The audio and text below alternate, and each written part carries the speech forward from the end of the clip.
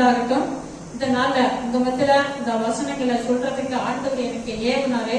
இந்த வசனங்களை உங்க மத்தியில பகிர்ந்து கொள்றதுக்கு எனக்கு ஒரு காரணம், ஒரு வாஞ்சியாக இருந்துச்சு. காலையில இருந்து இந்த வசனம் என் மனசுல ஓடி இருந்துச்சு. உங்க எல்லாருக்குமே தெரிஞ்சதுதான். ஆனா சிலர் என்ன செய்வீங்க, அது அது என்னவோ அது யாருக்கோ சொல்லியிருக்குது, நான் எனக்கு அதில் நினைச்சிட்டு படிச்சு போறவங்களாம் இருக்கிறீங்க. ஆனா இதை ஒவ்வொருத்தருமே புரிஞ்சு கொண்டீங்கன்னா உங்களுக்கு பிரயோஜனமாக இருக்கும். எடுக்கலாம். 1 கொரிந்தியர் 13ஆம் அதிகாரம், அதுல ஒரு சில வசனம் தான் இருக்குது, வாசிக்கிறேன்.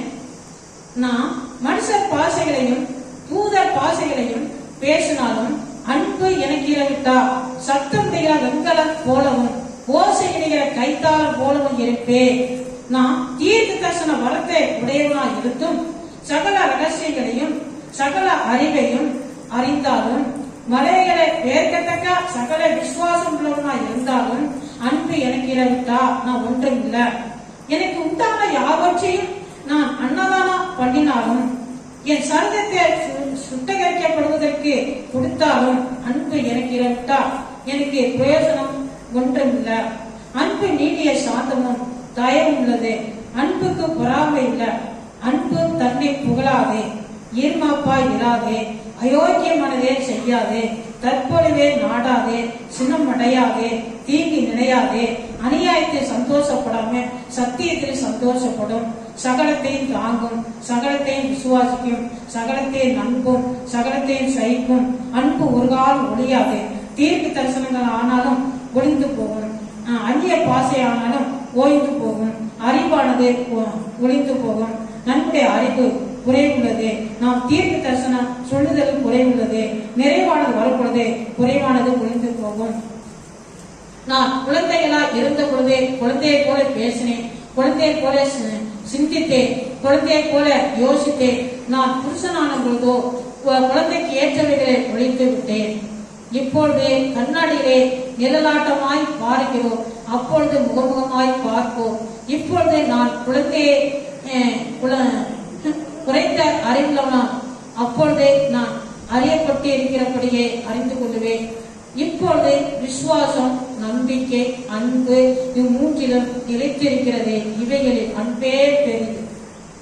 அருமையான சகோதரன் சகோதரியில இதை கேட்கிறவங்க யாராலும் சரி, அன்பு பெரியது. அன்பு தெரியுதுன்னா இப்ப அன்பா இருக்க வேண்டும்ங்கிறதுனால நீங்க உலகத்துல அன்பு கூறதுக்கு நான் சொல்ல வரல. இப்ப உலக அன்பானது சில வேலை லைவீக அன்பு, உலக சிநேகம், உலக அன்பு கெட்ட பழக்க வழக்கங்களை செய்ய வைக்குது. அன்புக்காக உலகத்துல என்னென்ன செய்யறாங்க, அன்புக்காக தப்பா பழகிட்டு தப்பா விரும்பிட்டு சில வேலை அவங்க நினைச்சது நடக்காதனால உயிரை மாட்டிக்கிட்டு தற்கொலை செய்யற அன்பு, அதெல்லாம் சொல்ல வரல. இது தேவனுடைய அன்பை பற்றி சொல்ல வரேன். உங்களுடைய அன்பு எந்த அளவுல இருக்குது, உங்களுடைய அன்பு எந்த அளவுல நீங்க ஆண்டவரோட நீங்க உறவாடுறீங்க, உங்களுடைய அன்பு எப்பேற்பட்ட அன்பு இருக்கு, ஆண்டவருக்காக நீங்க எப்படி வாழ்றீங்க, உங்களுடைய அன்பு ஆண்டவருக்காக என்ன செய்யறது, உங்களுடைய அன்பு ஆண்டவரோட அன்பை எப்படி காட்டுறது, இதுதான் உங்க மத்தியில நான் சொல்ல வரேன். அன்பு தேவை. அன்புக்கு அன்பு இருந்தாக்க சொல்லப்படுது, அன்பு இருந்துச்சுன்னா நீடிய சாந்தமும் தயவும் உள்ளது. அன்புக்கு பொறாமை இல்லை. அன்பு தன்னை புகழாது. உங்களுக்கு தேவை அன்பு உங்களுக்குள்ள இருக்குன்னு சொன்னா அன்புக்கு என்ன செய்யாது, அன்பு நீடிய சாந்தமும் தயவும் உள்ளது. தயவுள்ளவர்களா இருப்பீங்க. அன்புக்கு பொறாமை இல்லை. நீங்க அதுக்கு அப்படி செய்யல, அவங்களுக்கு இப்படி செய்யல, இவங்களுக்கு இப்படி செய்யல, அவங்க அப்படி இருக்கிறாங்க, இவங்க அப்படி இருக்கிறாங்க, அவங்க பெரிய கூட கட்டி இருக்காங்க, இவங்க இப்படி உயர்ந்து இருக்கிறாங்க, அப்படி இருக்கிறாங்க, எனக்கு இப்படி இருக்கிறாங்க, எனக்கு ஒண்ணு இல்லையா, இதெல்லாம் என்ன செய்யுது, அன்பு இருந்துச்சுன்னா அந்த பொறாமையான என்ன இருக்காது. தேவை அன்பு. ஏன் சொன்னா ஆண்டவர் உங்களுக்குள்ள இருக்காரு, ஆண்டோட அன்பு உங்களுக்குள்ள இருக்குது. அதனால என்ன செய்யுது, அந்த பொறாமைகள் உங்களுக்குள்ள வராது. அயோக்கியமானது அடுத்து பொறாமை இல்ல. அன்பு தன்னை புகழாது. நான் பெரியவங்க, நான் படிச்சிருக்கேன், அப்படியாக்கும் நான் அப்படி செய்யறேன், நான் அப்படி செய்யறேன், என்னாலதான் எல்லாமே நடக்குது அப்படிலாம் என்ன செய்யாது, நானும் அந்த இதை செய்து நான் காப்பாத்திக்கிட்டேன், வேர்த்துக்கிட்டேன். அது என்ன செய்யாது, தேவை ஆண்டவருடைய அன்புக்காக எதை வேணாலும் சொல்லலாம், ஆண்டவருடைய வசத்துக்காக எப்படி வேணாலும் சொல்லலாம், ஆண்டவர் ஊழியத்தை ஆண்டவருக்காக நீ அன்பை பற்றி பேசலாம். ஆனா உன்னை குறித்து நீ பேசக்கூடாது. அதான். அப்புறம் தன்னை புகழாது, இருமாப்பா இராது, அயோக்கிய மனதை செய்யாது, தற்பொழுவே நாடாது, சினம் அடையாது, தீங்கி நினையாது. வீணான கோபங்கள், வீணான எரிச்சல்கள், வீணான சண்டைகள் வந்து என்ன செய்யாது, இருக்காது. அடுத்து அநியாயத்தில் சந்தோஷப்படாம சத்தியத்தில் சந்தோஷப்படும். இது பார்க்க போனா எல்லா வசனமே நல்லதான் வசனம். எல்லாம் சொல்ல போனா ரொம்ப நேரம் ஆகும். பாருங்க, இது அன்பை பத்தி நீங்க எல்லாமே கேள்விப்பட்டீங்க, வாசித்தோம். அன்பு எப்பேற்பட்டது. இப்ப அந்த அன்பானது நீங்க எந்த அளவுல நீங்க ஆண்டவர்கிட்ட இருக்கிறீங்க, நீங்க எந்த அளவுல அந்த அன்பை வந்து எதுக்காக நீங்க பயன்படுத்துறீங்க? நீங்க ஆண்டவருக்காக பயன்படுத்துறீங்களா? ஆண்டோட ஊழியத்துக்காக பயன்படுத்துறீங்களா? தேவ பிள்ளைங்களுக்காக பயன்படுத்துறீங்களா? அந்த அன்பை குறித்து அந்த ஊழியம் சொன்னாக்கா, இந்த பாருங்க, நம்ம தேசத்துக்காக, நம்ம தேசம் நல்லா இருக்கணும், நம்ம தேசம் நல்லா வந்து திருப்தி அடையணும் அப்படிலாம் சொல்லி நம்ம ஜெபம் பண்றோம். இதுதான் தேவனுடைய அன்பு. அதுல எல்லாம் ஒத்துழைக்க வச்சா தேவ அன்பு இல்லை. என்னன்னா நான் நல்லா இருக்கணும், அதாவது மற்றவங்க வந்து என்ன செய்யக்கூடாது, முன்னேறக்கூடாது, நான் நல்லா இருக்கணும். பார்த்தோம்ல பொறாமை, எரிச்சல் எல்லாம் பொறாமை வந்து நம்ம பார்த்தோம்ல, பொறாமைப்படாதுன்னு சொல்லி இப்ப இதெல்லாம் என்ன செய்யுது, அன்பு அதனால வந்து என்ன செய்யுது, இப்ப வந்து இந்த தேசத்துக்கு எல்லாம் ஜெபிக்காது. பாருங்க, இதை நம்ம இதுல ஒரு வசனத்தையும் நான் வாசிக்கிறேன். ரொம்ப என்ன தொட்ட வசனம்.